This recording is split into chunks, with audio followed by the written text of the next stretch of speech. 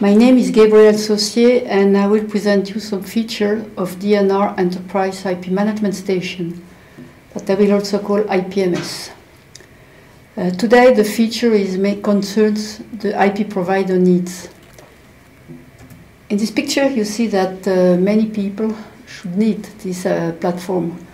On the top right it shows that the internal IP manager who has internal IP to manage should take profit of this platform. At the bottom right, IP provider, the people who sell their IP on the market. Bottom left, the IP consumer. And at the left, on the top, the fabless IC vendor, we use internal and external IP massively. The general vision is illustrated in this picture. At the heart of the system, you have the IP repository. We all know that IPs are a set of files, of directories. But around, we say that you have a layer of XML IP views. What do you want to see about that IP? And the next layer is what we call a lifecycle management layer. We call it also panel to be short. It's the view that follows the IP during its life cycle. We will mainly illustrate this layer of IP management panels. Now I come back to the IP provider. A centralized integrated IP management platform is extremely important to succeed in IP business. A very important factor is, of course, how to make the sales easy. In a company, it's very important for the sales manager, the FAs, to know exactly which IP on which technology node the company is selling. Of course, immediately behind you have the fast and reliable delivery. What has been delivered to which client, on which process node, which configuration. And when you handle that properly from design to delivery, then it's easier to ensure customer satisfaction. Support and maintenance are facilitated when you have a solid system in place. When you look at the analog IP provider, we have large portfolio. They have maybe the hardest issue with identify quickly which IP or configuration on which process node, because this type of provider follow their IP on all process nodes. So of course, when a client has an issue or when you see a quality issue in your IP, which client should be alerted. It means also that there is a strategic connection between the revision control system and client delivery. And this has always been difficult to see this easily put in place. There are very distinct news when you go from the design people to the delivery people. So follow up the version of an IP and know quickly what has been delivered. This is a challenge. If we go backwards, the IP directory, this is the beginning.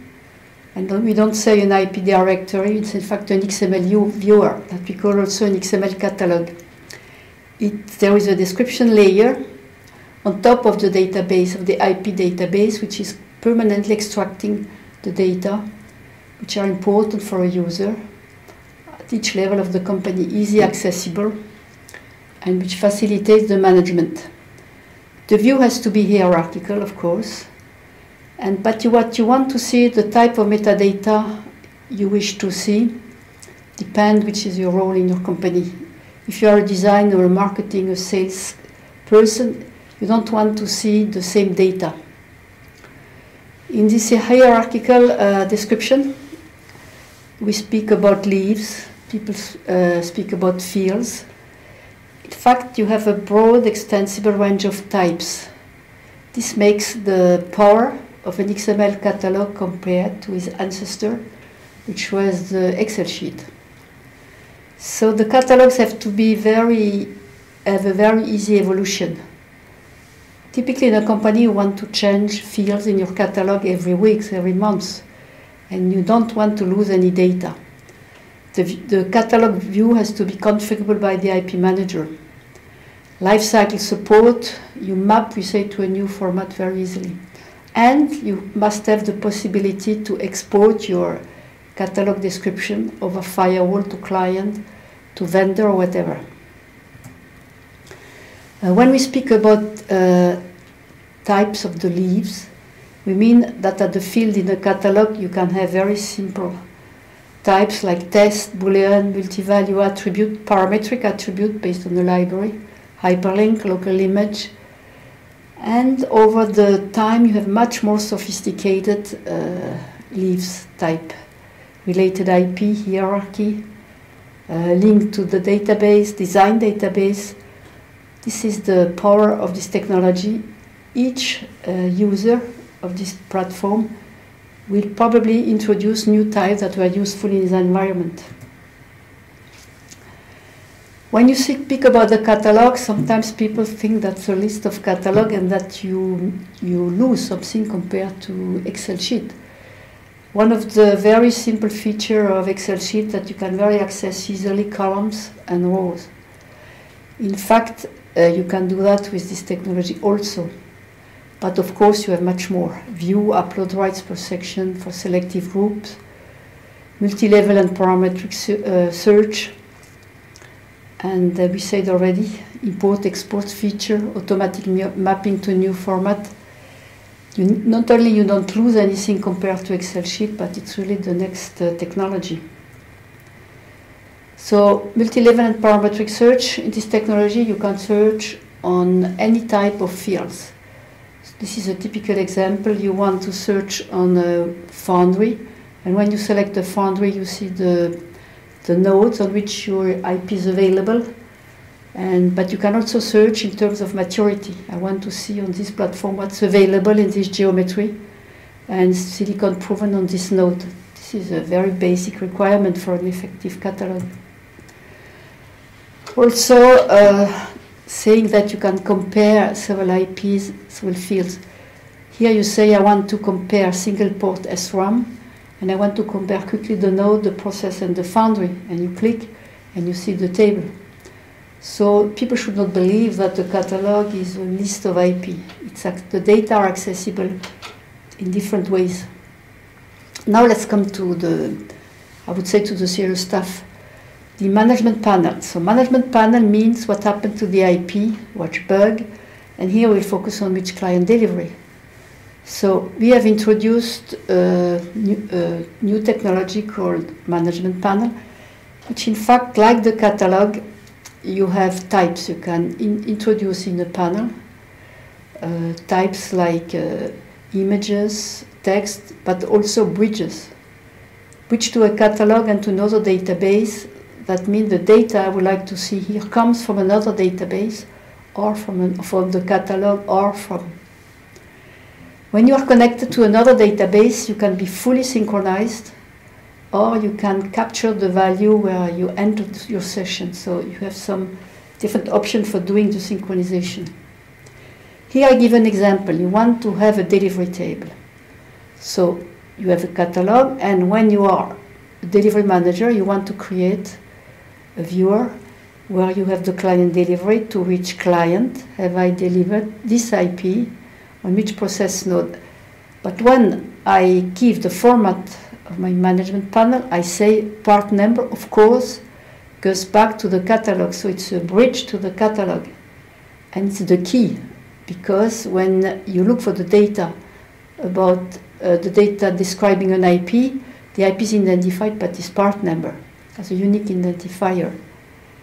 Similarly, in the same panel, when you say, I would like to say to which client I have delivered something, client is a bridge to a database that exists in the company.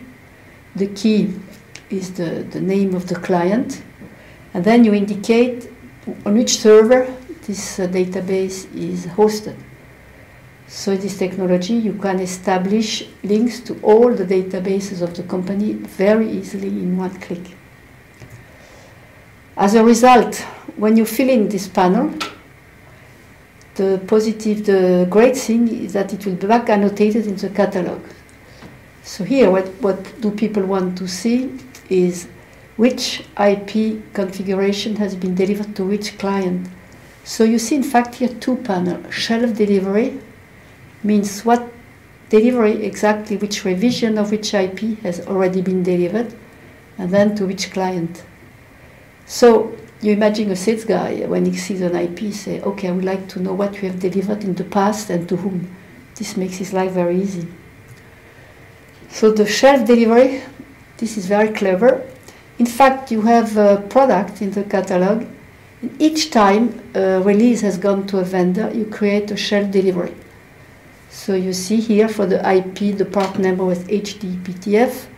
There was a shelf delivery release 1.1.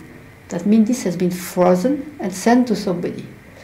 And then you say which geometry, which foundry, and you can document with, I don't know, 60 fields or 80 fields what you want to say about this release that has been frozen. You see also that the release 10, 20, 31, several releases of this IP have been delivered. And these are archived and stored with information enough to go back and to know if you wish to deliver the same IP to a client. So shelf delivery, you have a bridge to the catalog, and then you say which release of this product has been frozen and has gone out. So when you click on the delivery, you say, okay, to this client, I have delivered this IP, and it was the shelf delivery release, the release 1.0. This is a very practical mechanism to have a central product catalog and to say quickly which version was frozen and went to which client. So you don't go too deep in the revision control stuff, you just put print, this revision has been frozen and it went to this client. In fact, you can invent, you can create other panels. So this is an example of a bug panel. You say, okay, I want the part number, the short description, bug follow-up, the turnaround, but this is created in a minute or so. You say add a child, and you can write exactly your favorite bug format. Now in this panel, you have a bridge to the IP, so its part number is a bridge to the catalog, and then you have the description of the bug. And it's very easy in this system to bridge immediately to the client affected. When you go back to the client, to the IP, sorry, you see on the top to whom it has been delivered. And from the bug, you can go back to the IP, and from the IP, you can go to the delivery. So all the connections are possible and facilitate the management. A last remark, you can create a financing panel, contracting panel, from the same principle. You say, okay, I would like on this server, around this catalog, to see financial information, for instance, with respect to client. So you create a panel, which license type, license description, acceptance criteria. When should the payment be cleared from the client? It goes in both sense. You can be a provider or the other way around. So in addition, there will be a new type called date, and when you write the clearment date, the clear payment, you can say this is a type which is called payment, and I want to be alerted to 10 days before or 2 weeks before. So this shows the introduction of new types. The same for contracting data. That means you can extract from your today database a viewer around the catalog where you can see immediately what you need to see to manage properly. So all you may have to do is to ask for a new type to design and reuse, which will immediately implement the new type, like date with alert or whatever. So around the catalog you have panels, and the panel can come from many sources. We have seen the design with seeing which revision have been frozen, to which client, this was for the client. But you can also have viewer coming from the finance and the contracting department. So at the end, you have a perfect comprehensive management environment. So as a starting point, you need an extremely powerful catalog technology, multi-view. But you see, you can back annotate from all existing database.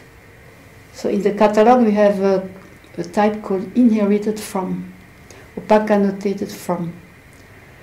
So you can be connected to the delivery, which is important for a lot of people,